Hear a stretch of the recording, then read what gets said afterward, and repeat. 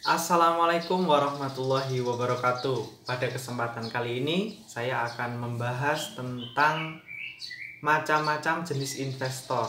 Jadi secara garis besar memang kita tahu artinya investor kalau dibandingkan dengan trader adalah investor itu mempunyai time horizon atau jangka waktu investasi yang lebih lama dibandingkan dengan trading. Trading itu lebih ke jangka pendek. Nah, kalau kita fokus tentang investor itu sebenarnya ada macam-macam lagi. Setidaknya dalam video ini saya akan menyebutkan 3 jenis investor. Yang pertama adalah value investing.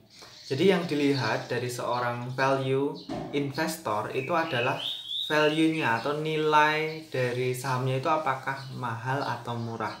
Yang sering kita dengar dari seorang value investor yang cukup terkenal di Indonesia, yaitu Pak Lo Keng Hong. Beliau selalu mengatakan bahwa saya ingin membeli Mercy di harga bajai, misalnya gitu. Ya, kemudian ketika harga saham tersebut sudah naik, sudah barangnya Mercy, harganya sudah Mercy, nah saat itulah beliau jual. Jadi kita perlu belajar tentang valuasi kalau memang ingin menjadi value investor. Valuasi tersebut bisa dilihat dari PER-nya atau price to earning ratio dan juga dari PBV-nya atau PBV ya, price to book value.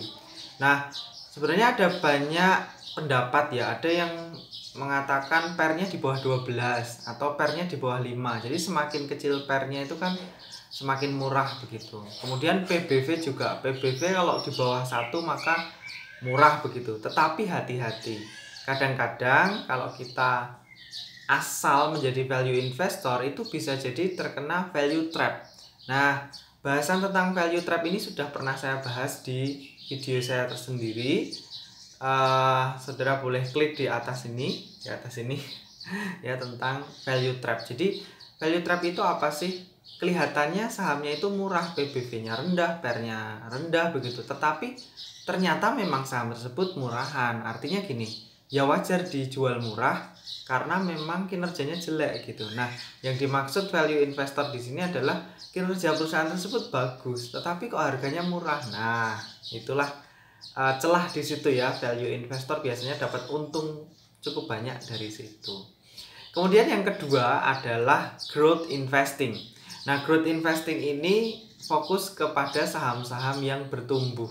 Dividennya bertumbuh, EPS-nya bertumbuh, kemudian penjualannya bertumbuh ya, revenue, kemudian labanya itu bertumbuh terus. Jadi bedanya dengan value investing tadi, kalau growth investing ini seakan nggak peduli bahwa valuasi itu nggak terlalu murah. Kenapa? Karena seorang growth investor itu menganggap bahwa ya wajar ini sahamnya bagus, kinerjanya bagus, ya wajar kalau dihargai dengan PBV dan PER yang cukup tinggi begitu. Jadi ada beberapa saham yang masuk ke dalam growth investing ini. Hampir nggak mungkin PBV-nya itu rendah, hampir nggak mungkin PER-nya itu rendah. Contohnya misalnya Bank BCA gitu. BBCA kalau saudara mengharap PBV-nya rendah ya nggak mungkin dapat barang begitu. Gitu. Nah, kemudian yang ketiga. Nah, yang ketiga ini adalah dividend investing atau ada juga yang menyebut income investing. Nah, seorang dividend investor itu lebih mengharapkan dividennya dari perusahaan tersebut. Jadi biasanya nyari yang dividen yieldnya besar, kemudian perusahaannya stabil begitu, dan selalu membagi dividen dalam beberapa tahun terakhir, dan diharapkan juga dividennya bertumbuh begitu kan. Jadi labanya bertumbuh, revenue-nya bertumbuh, dividennya juga naik. Artinya perusahaan tersebut memperhatikan kepentingan investor gitu loh. Jadi dividennya itu berharap bisa menjadi passive income bagi seorang investor begitu. Nah, ketiga teknik ini, ketiga metode ini ya nggak ada yang salah, nggak ada yang benar begitu. Tergantung saudara mau pakai yang mana. You bisa jadi value investor, you bisa jadi growth investor, you bisa jadi dividend investor. Sekali lagi tergantung dari eh, karakter saudara ya, tergantung dari kemampuan saudara ya. Oke, sekian video saya kali ini yang membahas tentang jenis-jenis atau macam-macam investor ya. Setidaknya ada 3, yaitu yang pertama value investor, kemudian yang kedua ada growth investor ya, mencari perusahaan-perusahaan yang bertumbuh terus, kemudian yang ketiga adalah dividend investor, yaitu membeli saham-saham yang dividennya itu besar begitu dan berharap menjadi passive income bagi dirinya.